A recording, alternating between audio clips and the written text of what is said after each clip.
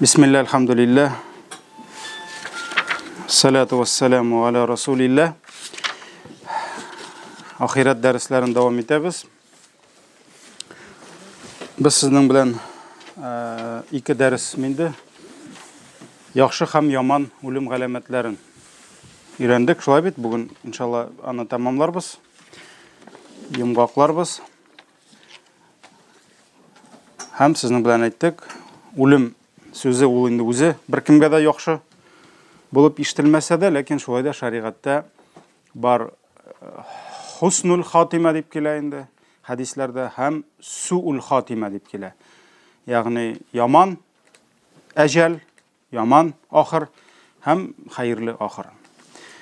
Hem kişinin yaxşı o'lim bilen kituvi bek muhim.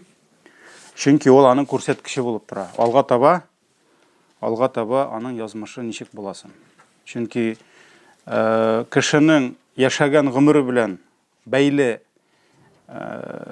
nihalda uluvu bilen beyli kabirde nerse buluvu, kabiri bilen beyli nihalda turuvu. Yani kıyamet gününde. Şuna göre alar bir-birisi bilen bir katı beylengen, her birisi. Şuna göre eğer de kişinin ölgende yaxşı o'lim alamatları ko'rina ekan, albatta kishini yo'qoltuv qayg'u bo'lsa da, kishini yo'qoltuv kishiga hasratli bo'lsa da, lekin bu baribir xayrli xabar. Ya'ni kishi yaxshi o'lim bilan ketgan ekan, demak, olg'a taba narsa inshaalloh yaxshi bo'lirga tegish. Allohning rahmati bilan. Agar da kishi yomon o'lim bilan ketgan ekan, demak, olg'a taba narsa, Чем дальше, тем хуже булайын. Allah saqlasın. Allah saqlasın. Şuna göre Müslümanlar, sahabeler radıyallahu anhum agar da kişinin yaxşı o'lim bilen kituun kursalar, ol kişinin kituvi alar üçün qaygı bulsa da, baribir alar ol kişi üçün suyuna turgan bolganlar. Ne üçün? Çünkü demek alga taba inşallah ümit bar, tagında hayırlarak bolar dep. Şuna göre biz sizin bilen indi galamatlarını qarab çıktık. Şulay bit. Ondan artık galamat hem en ahırgısı buldu indi. Hani biz tizgine qaradık indi.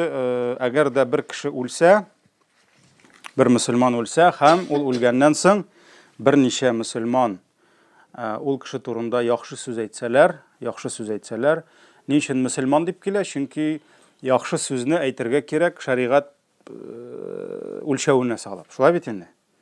Mesela şişedeş dostları ölgenden soң, anın indi isen kalgan şişedeş dostları, sabutılniklары, bu şap kişiydi ol, tege baş ağırtıp kırsan bireydi, soңgısını da salıp bireydi, özünük ağırtsa ağırtaydı dep, alar şahadet bireyken, bundan indi fayda yok.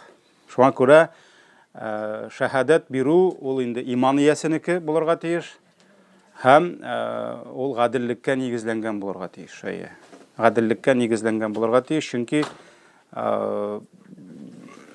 günah işte anı yaxşı dep baya verseler, ol hitinde bir kimge de faydası temi. Aleyküm selam. Yaman o'limga kelganda eng birinchi narsa keltirak kishini yaman o'limga, biz sizning bilan oldagi darslarda birsinde aytgan edik. Agar da kishi dunyoda, ya'ni dunyoda kishi narsani yaratsa, narsani ko'ngili bilan ustun ko'rsa, ko'ngiline narsani singdirsa, o'lganda shul narsa chiqadi dedik. Shulay bit. Ham hatta misol keltirdik. Agar da bir kanistri suvni audarsang, ol aning ishinden narsa chiqadi dedik. İçinde nerse var, şul çığa dedik. Şulay bit indi. Yani şista su bulsa, şista su ağıp çığa. Yaman pişirak su, necesli su bulsa, necesli su ağıp çığa. Şunun kibik, o'lim isirikligi, ol kişinin bütün bitliklerini aşa. Kişi ömür boyu başkalar көз aldığında bek namuslu, bek takva, bek imanlı bulup, көрінерге tırışıp yürüge mümkün. Çünkü kişide bit indi baribir. Hayla degen aybir var, ikiyüzlülük degen aybir var. Бір кішінің де мин нашар деп ересі келмей, шулай бит. Ол аны әйтмей, ләкин өлгәндә бөтенесе чыга. Аның ул хәйләсе дә калмый, аның ул икейөзлелеге дә калмый, шунда нәрсә бар шул чыга. Шуңа күрә мөһим нәрсә булып тора, кеше үзенең эшен чистартырга тиеш. Кеше үзенең Аллаһ Тәгалә нәрсә диде? Мәсәлән, я юхаллазина аману амину диде. Мәсәлән, бер аятта Аллаһ Тәгалә әйтте, иман китергән бәндәләр, иман китерегез диде. Ягъни бер караганда бит инде кемдер әйтергә мөмкин? Ничек инде ул бит иман китергән бит инде? Юк, тагын китер. Шулай бит инде, акфиру фи калимати ла илаха иллаллах. Хатта әйтте, икенче бер хадистә, ла илаха иллаллах калимасын күбрәк әйтегез диде. Бер әйткәч тә бит инде мөселман булабыз, ләкин юк, әйтәбез. Хатта үлгәндә дә кабатлап тору сөннәт булып тора кешегә. Шулай бит? Ашһаду ла илаха иллаллах. Шуңа күрә кеше үлгәнче үзенең күңеле өстендә, калбы өстендә, тақвалыгы, жан чисталыгы өстендә эшләргә тиеш.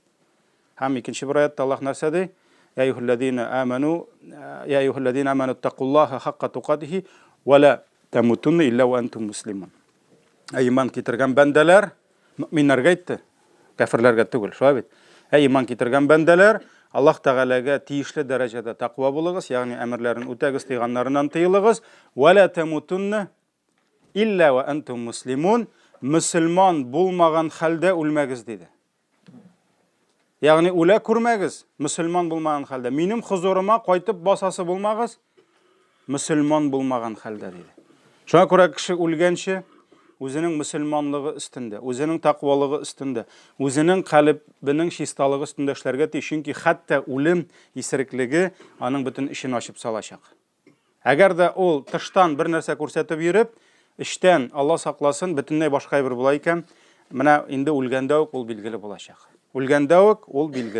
булачак. Шуңа күрә кеше гомер буе нәрсәне яратса, нәрсәне күңеленә сеңдереп, шуны күңеле белән якын күрсә, үлгәндә шул булачак. Шуның белән ул үләчәк. Әгәр дә бәндә гомер буе гынах кылып, шул гынахлардан тәүбә итмәсә, тәүбә итүнең иң беренче шарты ул үкенергә тиеш. Ул кеше үкенми, әгәр дә ул үзенең шушы эшләгән эшенең хата икәнен аңламаса. Шулаймы? Мәсәлән, берәү хатынын рәнҗетте дә, яки хатын ирен рәнҗетте дә, килеп терәлде дә, гафу үтенде. Ләкин үзенең хатасын аңламады. Бу тәүбәме? Юк. Ни өчен? Чөнки ул аңламады үзенең гынах кылуын. Мәсәлән, бер кеше гомер буе хәмер ичте дә, Аллаһ Тәгаләгә тәүбә итә. Я Раббым, мин бүтән ичмим, ягъни тәүбә иттем. Әмма аңламады, нигә тәүбә итте? Аракының нинди зыяны бар, нинди гынахасы бар аның дип күңелендә калды. Тәүбәсе кабулмы? Юк. Шуңа күрә тәүбә итмәсә, шайтан нишли? Менә шушы кылган гынахларны күңелгә сеңдерә. Гынах тыштан гына эшләнә алмый. Кешенең күңеле чиста булып, тышы гына нәрсә? Пишрак булып йөри алмый. Тыштагы пишрак ул ишкә керә. Гомумән, ни өчен тышта пишрак? Чөнки ише пишрак. Шулаймы? Язык шерпалы души ди. Шуңа күрә кешенең күңелендә нәрсә? Шуңа күрә авызында шакшы, сүгенү, тегесе буса. Менә шуңа күрә шайтан нишли? Һәрбер гынахны сеңдерә, һәм әҗәле җитеп, соңгы сулышларын алганда, менә шушы бузык эшләргә кеше кайта. Шулар чыга бөтенесе дә. Шуңа күрә үлем түшәгендә ятканда, хәтта кайбер кешеләргә дуслары, кардәшләре анда шаһадат кәлимәсе әйтергә тырышсалар да, бик каты изге сүзләр кылдыртырга әйтергә теләсәләр дә, нишли? Гомер буе җыйган бузык эшләре нишли? Җиңәчәк аны басачак. Һәм менә монда хәтта мисал китерергә була, галимнәр үзләренең китапларында төрле хәтта борынгы әүвәлге гасырларда булган заманнардан алган мисалларны китерәләр. Мәсәлән, без Имам Ахмадны китердек, шулай бит, югалы диде. Шулай бит инде, аннан соң Имам Куртубины китердек. Бер ягыннан әнисе килде, Насара бул, әйдә чукын диде. Икенчесе килде, Яһуд бул, әтисе килде, ансына да юк, монсына да юк дип әйтте. Алар көчле кешеләр. Ни өчен? Чөнки аларның калбләрендә хәерлелек булды, тақвалык булды. Имам Ахмадка килеп шайтан нәрсә диде? Булды, бары син мине җиңдең, мин сине җиңә алмадым диде. Югалы диде. Ни өчен? әлі жан чыкмаган. Әлі көрәш нишли дәвам итә. Шуңа күрә, инде калыбыңда бузыклык сеңгән булса, инде үлгәндә шулар чыга. Һәм инде галимнәр китерәләр, менә берничәсен генә мин китерәм аның мисаллар буларак. Мәсәлән, бер кеше гомер буе хәмер аракы мәҗлесләрендә йөри. Шуларны ярата, шуларны ул бит инде калыбына сеңә гомер буе. Шулай бит, шуларны йөреп, уен, көлке, хәмер мәҗлесләре һәм үлгәндә балалары бик каты кайгырып, җыелып, шулай шәһадәт кәлимәсе әйттерә башлыйлар. Ул шәһадәт кәлимәсен түгел гомер буе яратып, шәһадәт кәлимәсе әйтеп йөрмәгән, аның башка сүзләр булган, иң яратканы. Шуңа күрә аңа ди шәһадәт кәлимәсе әйттерә башлагач, ул әйтте ди, үзең дә эш, миңа да сал дип әйтте ди. Һәм үлде ди шулай. Ягъни гомер буе нәрсә әйтеп йөргән, үлгәндә дә шул чыккан. Аллаһ Тәгалә биргән маңа шәһадәт кәлимәсен әйтергә, юк, бирмәгән. Икенче кеше, хәтта урысча әйтәм иде, не обязательно ул ачыктан-ачык гынах булсын. Хәтта ниндидер мубах эшләр булырга мөмкин. Ниндидер ихтилафи, кемнәрдер халал, кемнәрдер харам дип әйткән эшләр булырга мөмкин. Аларны да калыбка шәһадәт кәлимәсеннән алдарак кертергә ярамый. Мәсәлән, бер кеше гомер буе шахмат уйнаган. Шахмат мәсьәләсендә фикъ галимнәре бүленделәр. Бар галимнәр әйтәләр, шахмат харам диләр. Бар галимнәр әйтәләр, шахмат харам түгел диләр. Хәтта Ханафи мәзһәбендә дә минем белүемчә берничә караш бар.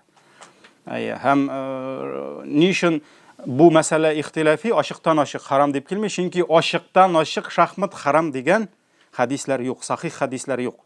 Бар хадисләр, алар загыйф. Ягъни шахмат уйнасаң шулай була, шундый гынах дигән хадисләр, алар берсе дә сахих яки хасан дәрәҗәсендә түгел.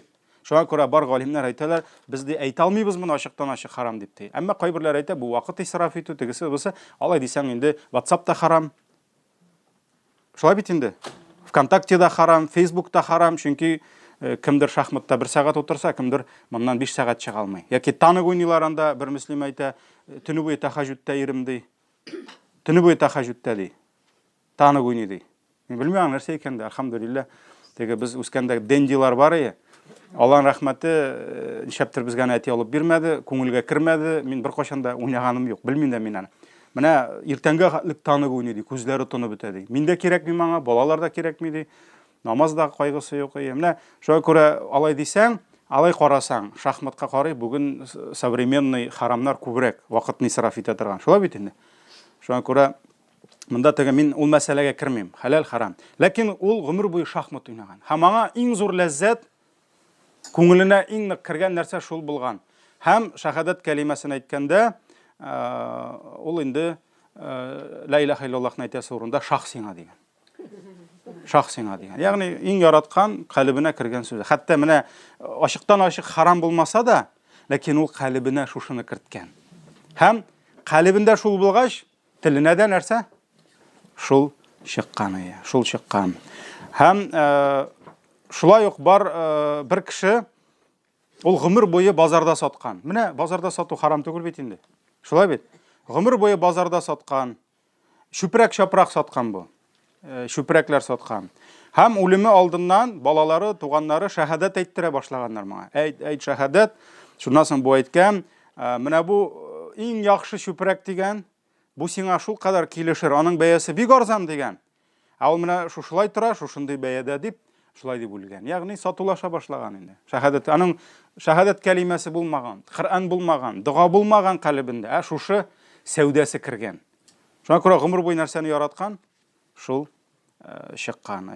Берәү аукцион гомер буе оештырган. Аукционнар оештыралар бит. Теге 1,5, 2,5, теге все продано. Ул шул хәтлек моңа сиңгән, хәтта үлгәндә галимнәр әйтәләр, 4,5 дип кабатлап утырды ди. 4,5. Ягъни шәһадәт кәлимәсен әйттермәгән Аллаһ Тәгалә. Ни өчен? Калыбында башкасы булган.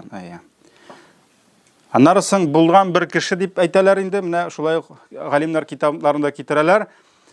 гомер буе эш оештырып, эш белән идара итүче булган. Менә кәсеп бит инде ул, бер караганда. Ләкин кәсептә шәһадәт кәлимәсеннән алда була алмый. Шулай бит инде. Иманнан, дугадан, Коръәннән алда була алмый, калептә була алмый. Шуңа күрә әҗәле җиткәч, шәһадәт әйттерә башлагач, теге урында эш барамы дип сорый башлаган, отчет ала башлаган инде. Чөнки аның шул булган. Башында шуның белән йокларга яткан, шуның белән торган, намазда шуны уйлаган. Менә намазда кеше нәрсә уйлый? Намазда кеше ике әйбер уйлый. Нәрсәне ярата һәм нәрсәдән курка. Менә кеше нәрсәне ярата, калепкә шул керә. Нәрсәгә омтыла, аның хәзер бер эш майтарасы бар, хәзер менә барып чыга, ул намаз буе шуны уйлый. Шулай бит инде. Ике әйбер бар. Менә берсе нәрсәгә омтыла, калебе белән, ул шуны уйлый. Кемдер баласын уйлый, кемдер хатынын уйлый, кемдер ирен уйлый, кемдер акчасын уйлый, кемдер сәүдәсен, кемдер базарын уйлый. Җимеш сата иде, менә калдырып китте 15 минутка, һәр кемнәр килде микән иннән да, менә хәзер кайтам дагын, теге җимешне алыштырып куясы бар, тегене монда куясы.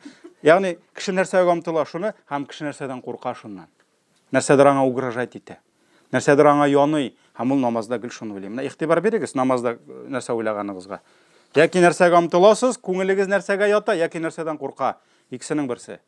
Кызганычка каршы Аллаһның ризалыгы түгел, безнең күп вакытта беренче чиратта һәм Аллаһның ачуыннан курку түгел. Әгәр шулар булса, шуларга күңел ятыр иде, намазда да шул керер. Шуңа күрә эш оештыручы булган. Бәлки яхшы булган, ләкин шул кадәр йөрәгенә бу кергән, хәтта шәһадәт кәлимәсе урынына шуны әйтергә тотынган. Һәм шуңа күрә Имам Муҗахид, бу инде Имам Муҗахид табигиннар заманында зур галимнәребезнең берсе әйтә, нинди генә мәйит, ягъни үлгән кеше булмасын ди, исән вакытында кайсы мәҗлесләрдә күбрәк булса, үлгәндә дә шул мәҗлестә калыр ди. Ягъни менә кая аның өчен иң яраткан, мәсәлән, кемгәдер кәйф сафа мәҗлесе, кемгәдер ишү мәҗлесе, кемгәдер уен мәҗлесе, кемгәдер хәтта театр, хәтта концертлар, мин аларның теге кирмим хәзер, хәләл, харамлыгы 18нче мәсьәлә. Ягъни калбендә нәрсә? Ул шул чыгачак. Хәтта бик күп кешеләр, мәсәлән, шәһадәт кәлимәсен әйттерә башласаң, җырлап җибәрәчәк. Чөнки яраткан җырларын җырлаячак, кемдер татарча җырлаячак инде. Кемнең репертуары булыр, Аллаһ белә. Кемдер русча җырлаячак. Ни өчен? Чөнки аның шул булган. Шул булган. Хәтта нирәк килә, хәзерге заман китапларында килә, мәсәлән, Гарәп илләренең берсендә шулай ук шундый хәл була. Малайы бер семьяда, мөселман гаиләсендә инде, күрәсең, дөньяга бирелгәндер егет, әтисе мәҗбүри намаз укыта моңа, әтисе мәҗбүри Коръән укыта, ләкин күрәсең калбендә булмый. Ул булмый.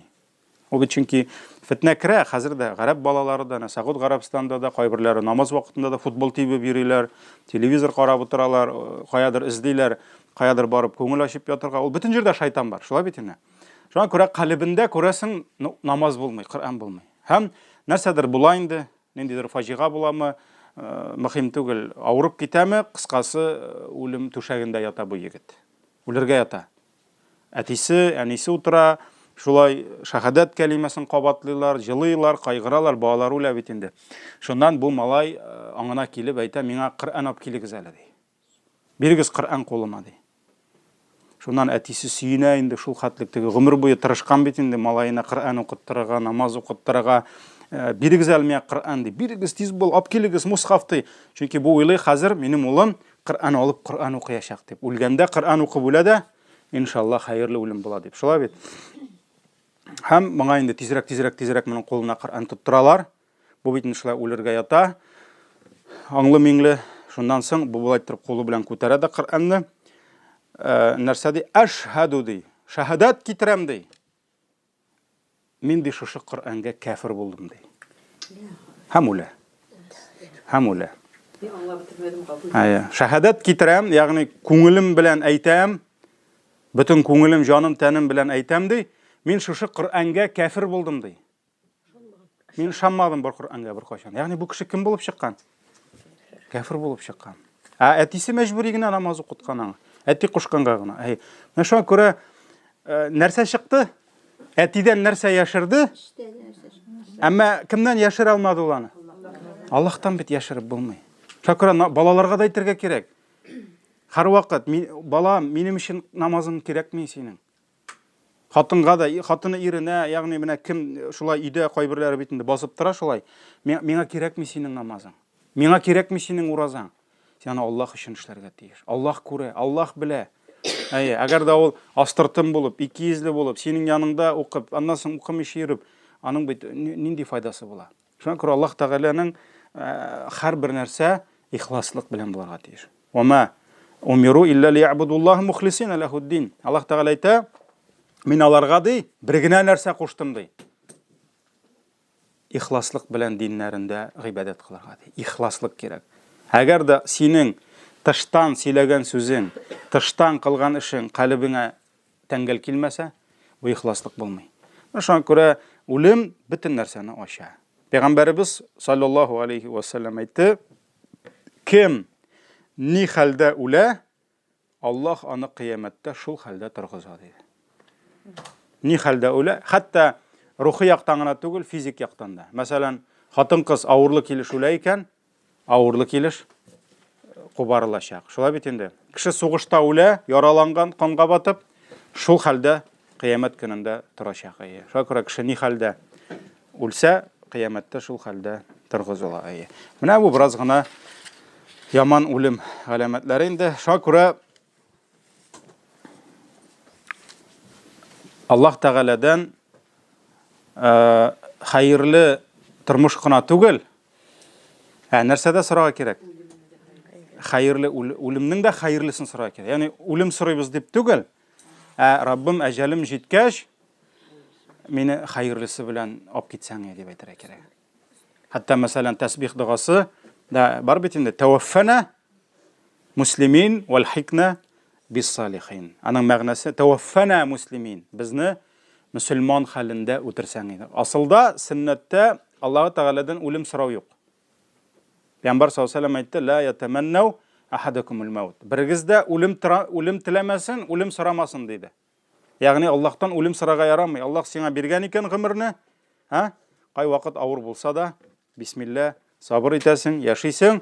Аллаһ Тәгалә үзе теләге белән фәрештәсен җибәреп, ниндидер сәбәп кылып сине алып киткәнче. Шуңа күрә кешегә ярамый үлем сорарга. Я Раббым, тизрәк мин алсаң иде, ни дип, ул сөннәткә туры килми. Ләкин инде әҗәлләребез җитеп, Аллаһ хузурына кайтырга җиткәндә, я Раббым, иман белән кайтарсаң иде, я Раббым, гыйбадәт белән, намазны саклап, гыйбадәтне саклап, чөнки балаларга да шуны сорарга кирәк.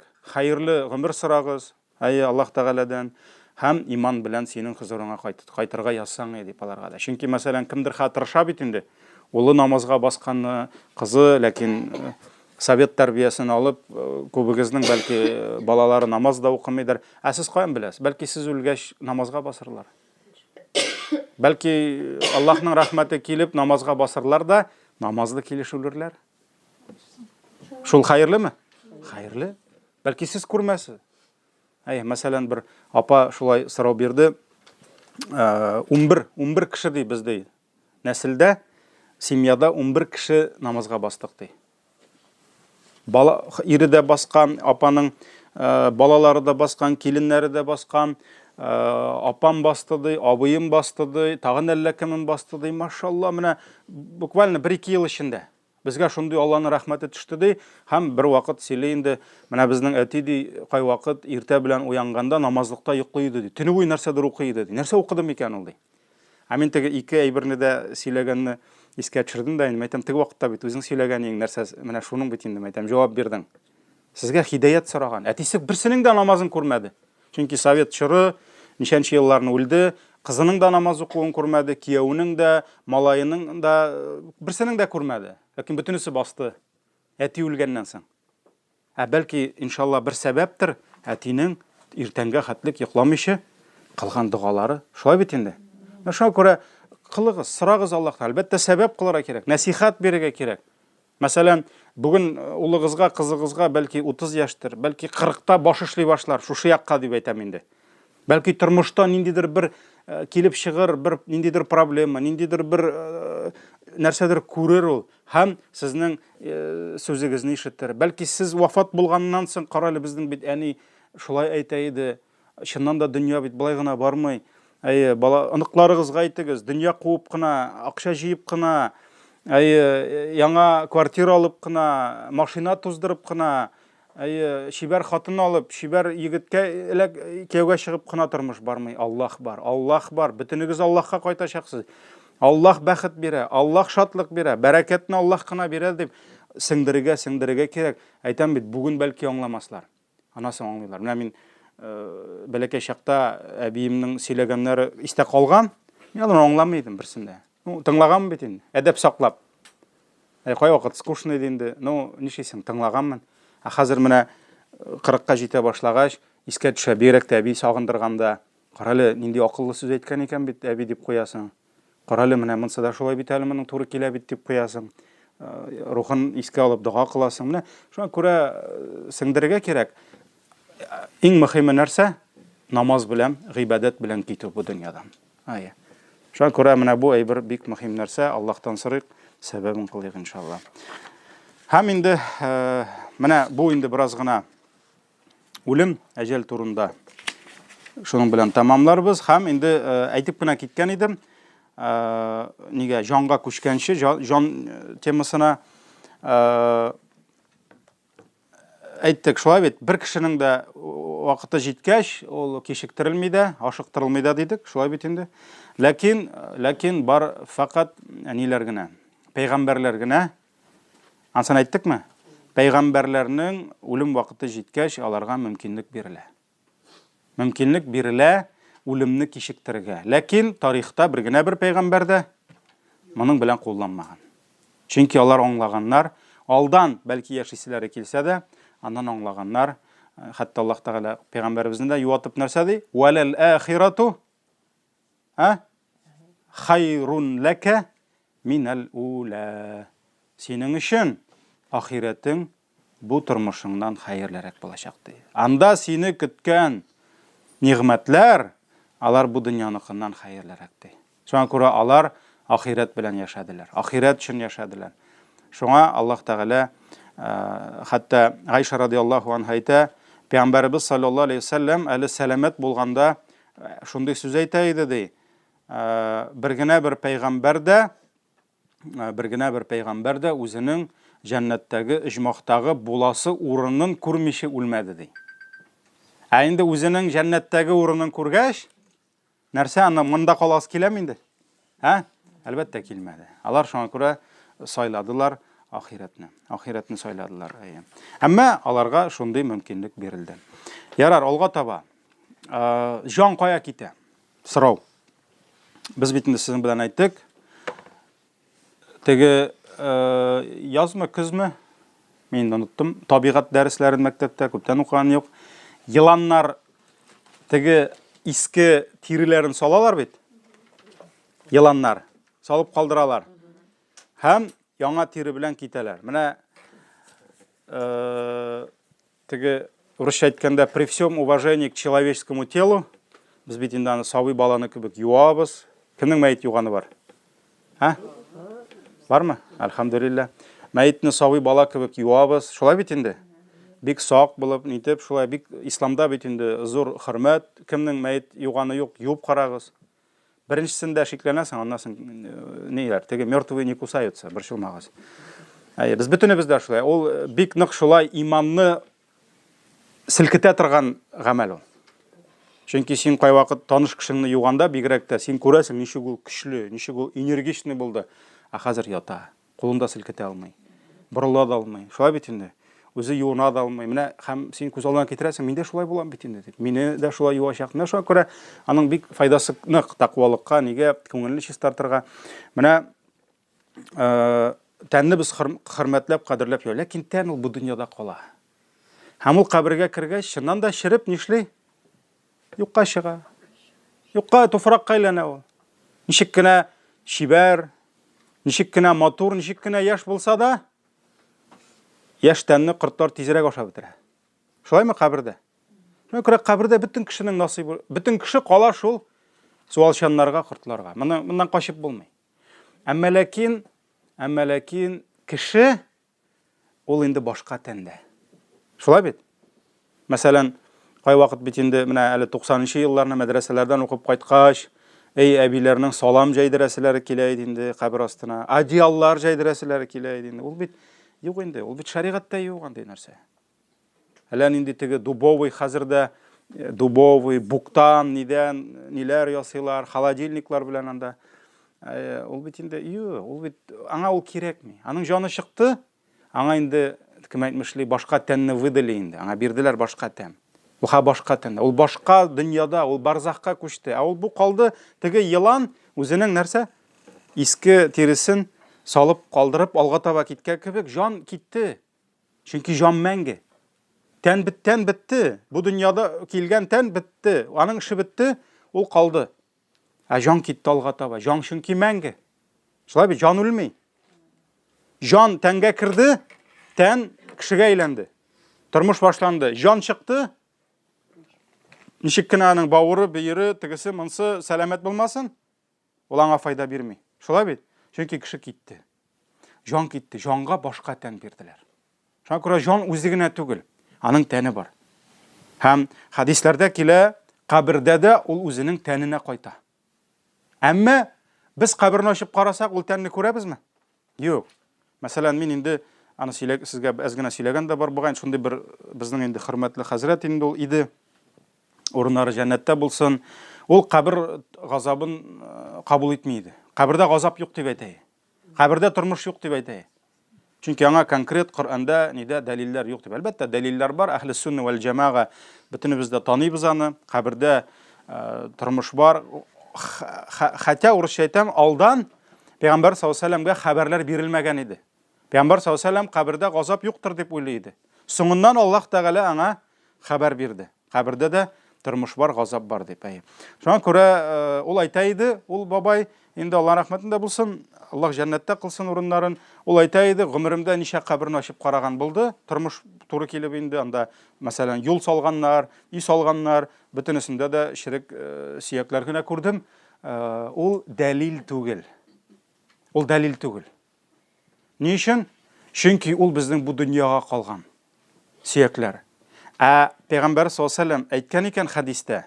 Димәк, без шул хадискә ышанабыз. Димәк, аның җаны башка тәндә. Хәтта килә бит, мәсәлән, кабер газабы турында ул хадисләр бар әле. Уң ягыннан килерди, сул ягыннан килерди, аның гамәлләре китермәсди, мәсәлән, намазы китермәс кабер газап фәрештәләрен, монда садакасы китермәсди. Шуңа күрә кешенең тәне бар. Тәне бар. Һәм ул шул тәнендә яши кабердә. Кабердә. Шуңа күрә җан кая китә дигән сорау. Җан кая китә? Без сезнең белән әйттек. Хадис Барра ибн Газиб радиллаһу анһу тапшыра, Пәйгамбәр саллаллаһу алейһи ва сәлләм кешенең үлемен безгә тасвирлады һәм нәрсә диде? Фәрештә килә дидек бит инде, үлем фәрештәсе баш очына утыра дидек һәм нинди кеше булуына карап җанны шул рәвештә ала дидек. Шулай бит? Кемнеңдер инде бик каты авырттырып ала, тартып, суырып алачак, бөтен нәрсәсен йыртып, кемнеңдер инде агып чыгачак, бурҗуктан су агып чыккан кебек кенә шулай шырт кына итеп агып чыга инде. Һәм нәрсә дидек? Бу фәрештә кабул итә дә һәм шундук нәрсә башка фәрештәләргә тапшыра дидек. Шулай бит? Ул аны бер кадап китми. Ул аны башка фәрештәләргә. Шуңа күрә хадис исегездәдер инде. Шулай бит? Кемгәдер ак тәнле, ак йөзле фәрештәләр килә, кәфенлекләр җәннәттән алып киләләр. Кемгәдер инде кара йөзле фәрештәләр киләчәк дип әйттек. Шулай бит? Һәм инде Пәйгамбәр саллаллаһу алейһи ва сәлләм әйтә, кешенең җаны чыккач ди, әгәр дә хәерле кешенеке булса инде, фәрештәләр аны инде шушы хәерле фәрештәләр алалар. Шулай бит инде, ягъни җәннәттәге фәрештәләр алалар, күкләрдән төшкән ак йөзле, һәм аны алып менеп китәләр. Кәфенниләр, хадистә килә бит инде, шулай бит, кәфенниләр. Без тәнне кәфенләсәк, фәрештәләр җанны кәфенниләр. Шулай бит. Кәфенлекләр төрле. Шулаймы? Кәфенлекләр төрле. Хәерле җан булса, җәннәттән, җәннәт кәфенлекләре, аның хуш исләре белән, җәннәт исләре белән киләчәк. Әгәр дә инде хәерсез, кәфир кеше, гынахлы кеше булса, бызык кеше булса, аңа инде җәһәннәмнән аның исе, сасысы һәм башкасы сеңдерелгән шушы шүпрәк белән, шул шүпрәккә чорныячаклар инде аны. Чорныячаклар. Һәм икесендә алып китәләр. Һәм хәерле җанны алгач, ул да шул кадәр хуш ис чыгарырды. Хәтта аны күкләргә алып менгәндә, бөтен фәрештәләр сорый башларлар ди. Кемсең бу? Нинди хуш ис таралды дип әйтерләр ди. Һәм шунда бу җанны алып менүче фәрештәләр әйтерләр ди, бу бит фәлән кызы фәлән, фәлән улы фәлән дип аның исемен әйтәчәкләр. Һәм аның иң яраткан исемнәре белән дәшәчәкләр. Мәсәлән, кайбер кешегә бит инде төрле исемнәр белән эндәшкән булырга мөмкиннәр, шулай бит. Иң яраткан менә ул нинди исемнәрне яратса, шул исемнәр белән эндәшәчәкләр инде. Бу фәлән улы фәлән, фәлән кызы фәлән дип әйе. Аннарысын бу җанны алып киләләр иң аскы күккә. Чөнки 7 кат күк бар, һәм менә шушы күк ишекләрен алып киләләр. Капкаларына, күк капкаларына. Һәм рөхсәт сорыйлар кирергә. Чөнки һәрбер күкнең капкасында бар фәрештәләр, сакчы фәрештәләр, аның аша рөхсәтсез киреп булмый. Шуннан соң ул җан каршында ишекләр ачыла, һәм бу кат, Пәйгамбәр саллаллаһу алейһи ва сәллям әйтә, бу беренче каттагы сакчы фәрештәләр аны озатып бараларды икенче катка кадәр ди. Менә шулай иттереп, икенче катны ачалар, өченче, 7нче кат күккә кадәр җанны алып менерләр ди. Бу инде бик зур сәяхәт инде бу, шулай бит. Пәйгамбәр саллаллаһу алейһи ва сәллям нәрсә диде? Бер кат белән икенче катның арасы күпме диде? 500 еллык юл диде. Әлбәттә, фәрештәләр инде аны бик тиз менәләр. Чөнки Пәйгамбәр саллаллаһу алейһи ва сәллямны да миграҗ вакытында кайтканда да әле урыны суынмаганы, шулаймы? Фәрештәләр инде 500 ел буе менмиләр. Шулай иттереп 7нче кат күккә кадәр алып менерләр ди. Шуннан соң Аллаһ Тәгалә фәрештәләренә әйтерди, бу җанны минем Иллиюн дигән, Коръәндә килә ул, Иллиюн дигән урынга язып беркетеп куйыгыз. Бу безнеңчә әйткәндә регистрация була инде. Аны Иллиюн, ягъни исегездә калдырыгыз, әгәр дә җан хәерле икән, тақва, иманлы кеше икән, аның җанын беркетәләр, кайда регистрировать итәләр? Иллиюн дигән урында. Коръәндә бар ул Иллиюн дигән сүз. Ва ма адрака дип килә. Хәтта нәрсә сиңа белдертте Иллиюнның нәрсә икәнен. Мутаффифин сүрәсендә ул. Һәм аны Иллиюнгә язалар. Шуннан соң Аллаһ Тәгалә нәрсә ди? Кайтарыгыз аны кире җиргә ди. Беркеткәннән соң, беркетелгәннән соң инде регистры, ул яңадан кайта. Һәм Аллаһ нәрсә ди? Мин ди җанны җирдән яраттым ди, һәм җиргә кире кайтарам, яңадан җирдән чыгарачакмын ди. Чөнки аның бит әле кыямәт көндә торасы бар. Шулай бит. Шулай иттереп, Аллаһ Тәгаләнең әмре белән фәрештәләр җанны кире кайталар. Кире кайтаралар.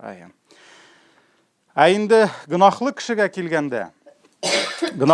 килгәндә, әлбәттә, үлем фәрештәсе икенче төрле була, икенче кыяфәттә була, икенче үзен икенче төрле тота. Һәм без сезнең белән әйттек бит инде, шулай бит, фәрештәне күргәч, аның якынаюын күргәч, куркып, тетрәнеп, җан калтырый башлар дип килә инде ишендә. Шулай бит, куркып нишләргә белмичә, әмма ләкин ул инде аны карап тормас. Бу мине курка дип җанны тотып, суырып алыр дип килә бит инде. Шулай бит, тартып, йыртып, шулай суырып алыр ди. Һәм соңыннан теге кара фәрештәләргә бирә. Әлбәттә, алар начар фәрештәләр дип әйтә алмый, чөнки фәрештә начар була алмый.